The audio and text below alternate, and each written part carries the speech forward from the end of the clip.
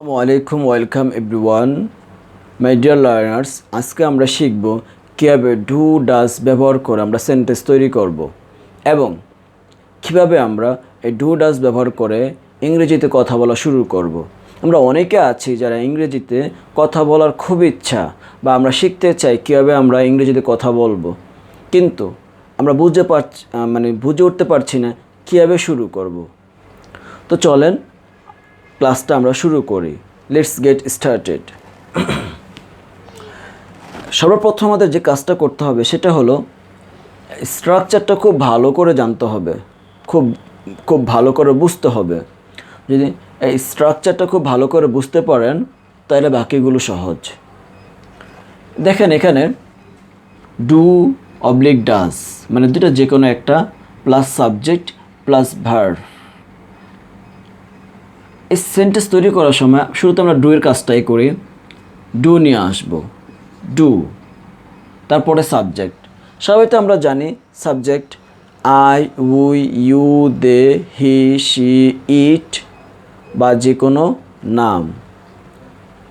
কিন্তু ডু ব্যবহার হয় বা ডু এর আগে পিছে ব্যবহার হয় আই, উই, ইউ, দে অথবা যে কোনো প্লোরাল সাবজেক্ট। প্লোরাল সাবজেক্ট বলতে দুইটা নাম বা দুইয়ের অধিক নামও হতে পারে।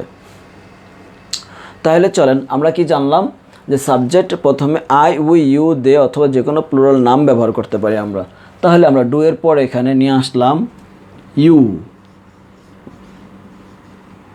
এরপরে ভার্ব ওয়ান। ভার্ব ওয়ান বলা হয়, আমরা জানি ভার্বের তিনটা ফর্ম থাকে, প্রেজেন্ট, পাস্ট, পাস্ট পার্টিসিপল। এই প্রেজেন্ট ফর্মকে ভার্ব ওয়ান বলা হয়, পাস্টকে ভার্ব টু বলা হয়, আর পাস্ট পার্টিসিপলকে ভার্ব থ্রি বলা হয়। তাই আমরা কি করব, তাহলে ডু নিয়ে আসলাম, সাবজেক্টও নিয়ে আসলাম, এখন আমাদের কি করতে হবে, ভার্ব ওয়ান আনতে হবে। Suppose do you learn, LEARN English.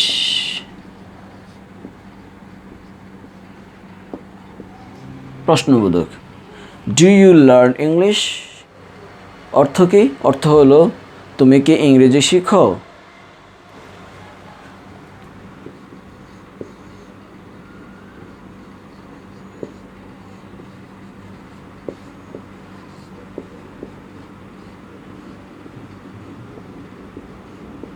তুমি কি ইংরেজি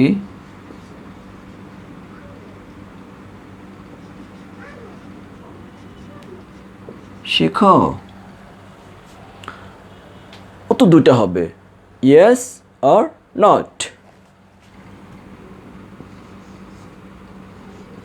ইয়েস অথবা not. Yes I learn English, হ্যাঁ আমি ইংরেজি শিখি। অথবা no I don't learn English. যদি পজিটিভ উত্তরে আমাদের যদি নেগেটিভ বলতে হয় তাহলে আমাদের ডোন্ট মানে do plus not, short form হয় ডোন্ট। আমাদের নেগেটিভ করতে হলে ডোন্ট অথবা ডাজেন্ট আনতে হবে।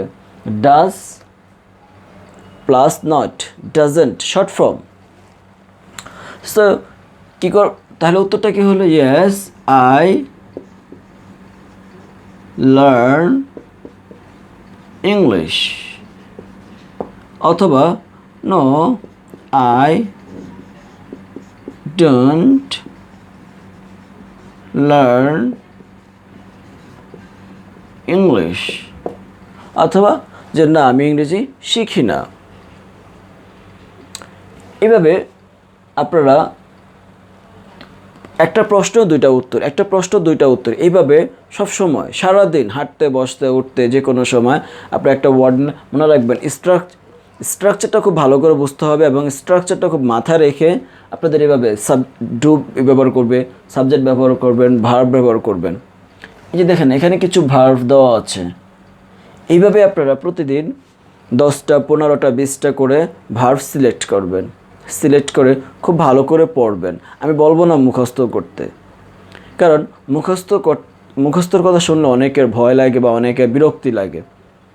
তো আমি এই জন্য বলবো যে আপনি বারবার পড়বেন। কীভাবে পড়বেন? সাপোজ এখানে দেওয়া আছে আস্ক। আস্ক মানে জিজ্ঞেস করা, কোনো কিছু জানতে চাওয়া। আপনি এটা বললেন আস্ক জিজ্ঞেস করা, আস্ক জিজ্ঞেস করা, আস্ক জিজ্ঞেস করা। এবার বারবার বললেন, প্রতিটা ওয়ার্ডকে এবার আলাদা আলাদা করে বললেন, এরপর রিভিশন দিলেন। শুধু মানে এই একদিনই নয়, আপনি যতবার আপনি পড়তে বসবেন বা প্র্যাকটিস করতে বসবেন, প্রতিদিন একবার হলো ফার্স্ট টু লাস্ট রিভিশন দিবেন। রিভিশন দিতে দিতে পড়তে পড়তে আপনার মুখস্থ হতে হবে না, এমনিই মুখস্থ হয়ে যাবে। এই ভোকাবুলারি মনে রাখবেন, আপনি যতই নিয়মকানুন জানেন না কেন, যদি আপনি ভোকাবুলারির অভাব থাকে বা আপনি ভোকাবুলারি ভালো না জানেন, তাহলে আপনি ইংরেজিতে ভালো করতে পারবেন না, ভালো স্পিকার হতে পারবেন না। তাই প্রথমে আগে আপনাকে অনেক বেশি আপনাকে ভোকাবুলারি জানতে হবে। প্রতিদিন আপনি ভোকাবুলারি এভাবে কালেক্ট করবেন, 10টা 15টা 20টা করে এভাবে কালেক্ট করলে একসময় দেখা যাবে অনেক ভোকাবুলারি আপনি জেনে গিয়েছেন। সো এইভাবে আমি যেভাবে দেখিয়েছি, do subject verb, do subject verb. এখানে যেমন আপনাকে আমি প্রশ্ন করলাম, do you go to school? তুমি কি স্কুলে যাও? আপনি কি বললেন? Yes I go to school. হ্যাঁ, আমি স্কুলে যাই। No I don't go to school. না, আমি স্কুলে যাই না। এ প্রশ্ন করতে পারেন। আবার যদি ডাজ ব্যবহার করেন, ডাজের কিছু মানে একই সিস্টেম, ডাজ ব্যবহার করবেন একই সিস্টেমে। আমি মুছে দিলাম, কিন্তু আমি তো আগে বলেছি যে ডু ব্যবহার হয় হি, আই, ইউ, দে এগুলোর পর আগে, আর ডাজ ব্যবহার হয় হি, শি, ইট কোনো নাম এগুলোর আগে। তাহলে এখানে যেহেতু আমরা এখানে ডাজ ব্যবহার করবো, তাহলে আমাদের সাবজেক্টও কি মুছে ফেলতে হবে। Does he learn English? সে কি, হ্যাঁ সে কি, এখানে কি আসবে? সে আসবে। সে কি ইংরেজি শিখে? তাহলে কি বলবেন? ইয়েস হি লার্ন, সাথে এস অথবা ইয়েস যোগ হবে। Yes he learns English. আর যদি না শেখে তাহলে কি বলবো? নো হি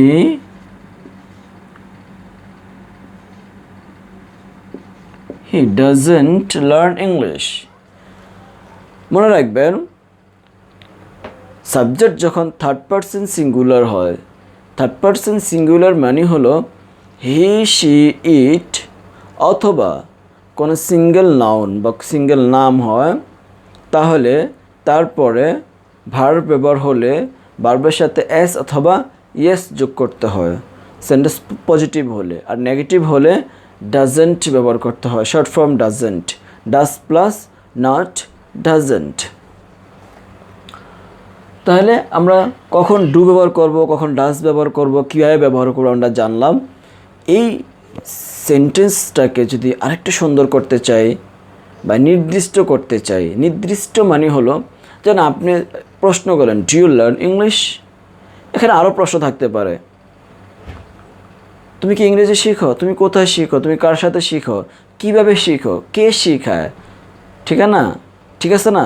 এইভাবে আপনাকে বিভিন্ন প্রশ্ন আসতে পারে। সেই প্রশ্নগুলো আপনি কীভাবে করবেন, সেই প্রশ্নগুলোর সাথে এই ডাব্লিউএস ওয়ার্ড দ্বারাই আমরা সেই প্রশ্নগুলো করব। দেখেন এখানে লেখা আছে হোয়েন মানে কখন, হোয়ার মানে কোথায়, হু মানে কে, হাউ মানে কীভাবে, উইথ হুম মানে কার সাথে, হোয়াই মানে কেন।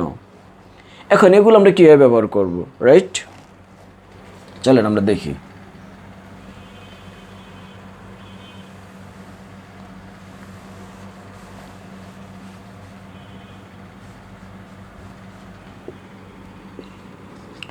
এই যে আমরা স্ট্রাকচার অনুযায়ী আমরা যে সিস্টেমগুলো শিখেছি, যে ডু ডাজ কীভাবে ব্যবহার করব, এই ডু ডাজের আগে যদি আমরা হোয়েন বসায় দিই, যেমন এই দেখেন, when does he learn English? সে কখন ইংরেজি শিখে? হোয়েন না দিয়ে আমরা দিলাম হোয়ার, তাহলে কি হবে? Where does he learn English? সে কোথায় ইংরেজি শিখে? How does he learn English? সে ইংরেজি কীভাবে শিখে? With whom does he learn English? সে কার সাথে ইংরেজি শিখে? Why does he learn English? সে কেন ইংরেজি শিখে? এভাবে আপনার প্রশ্ন করবেন, আপনি নিজে উত্তর দেবেন। সাপোজ সে বলল when does he learn English? সে কখন ইংরেজি শিখে? উত্তর কী হতে পারে? He learns English at 9 AM, মানে সে সকাল 9টায় ইংরেজি শিখে। সাপোজ আপনি ইএলসিতে ইংরেজি শিখেন, ইএলসি বাংলাদেশ। তো যদি আপনাকে প্রশ্ন করা হয় যে তুমি কোথায় ইংরেজি শিখো, আপনি বললেন আমি ইএলসিতে ইংরেজি শিখি, তাহলে where do you learn English? আপনি কী বলবেন? I learn English at ELC, right? So এইভাবে আপনি প্রশ্ন করবেন, নিজে উত্তর দিবেন, প্রশ্ন করবেন, নিজে উত্তর দিবেন। প্রথমে কি করতে হবে? প্রথমে আবার বলছি, প্রথমে আমাদের স্ট্রাকচারটা খুব ভালো করে বুঝতে হবে। বোঝার পরে আমাদের এই সেন্টেন্সটা তৈরি করতে হবে স্ট্রাকচার অনুযায়ী। তৈরি করে আমরা নিজে প্রশ্ন করব, নিজে উত্তর দেব, নিজে প্রশ্ন করব, নিজে উত্তর দেব। তারপরে আমরা ডাব্লিউএস ওয়ার্ড ব্যবহার করব। ডাব্লিউএস ওয়ার্ড ব্যবহার করে সেন্টেন্সটাকে আরেকটু সুন্দর করব, যেভাবে আমি দেখিয়েছি। আর শুরুতে আমরা যে কাজটা করব, আবারও বলছি, শুরুতে যে কাজটা করব সেটা হলো প্রতিদিন 10টা 15টা 20টা করে ভোকাবুলারি আমরা কালেক্ট করব, যেগুলো আমরা প্রতিদিন ব্যবহার করি। যেমন আসো, যাও, ঘুমাও, লেখো, পড়ো, হ্যাঁ, দেখো, দেখাও, হাঁটো, দৌড়াও, এই ধরনের ওয়ার্ডগুলো, এই ধরনের ভার্বগুলো। আপনি হাঁটছেন, হঠাৎ করে একটা শব্দ আপনি বাংলা বলেছেন, বলার পরে চিন্তা করলেন এটা ইংলিশ কী হবে। ডিকশনারি আছে, ডিকশনারি সার্চ দিবেন, অথবা যদি আপনি এভাবে না পারেন কারো হেল্প নেবেন, বই আছে। আজকাল নেটের জগতে কোনো কিছু কঠিন কোনো কিছু না, সব কিছুই পাওয়া সম্ভব। ইনশাল্লাহ আমি আশা করি এভাবে যদি আপনারা আগাতে থাকেন বা এভাবে যদি প্র্যাকটিস করতে থাকেন, অল্প সময়ের ভিতরে খুব ভালো স্পিকার হয়ে উঠবেন, অল্প সময়ের ভিতরে খুব ভালো ইংরেজি লিখতে পারবেন এবং বলতে পারবেন। সো মাই ডিয়ার লার্নার্স, আজকে পর্যন্ত ভালো থাকবেন, সুস্থ থাকবেন। আল্লাহ হাফেজ।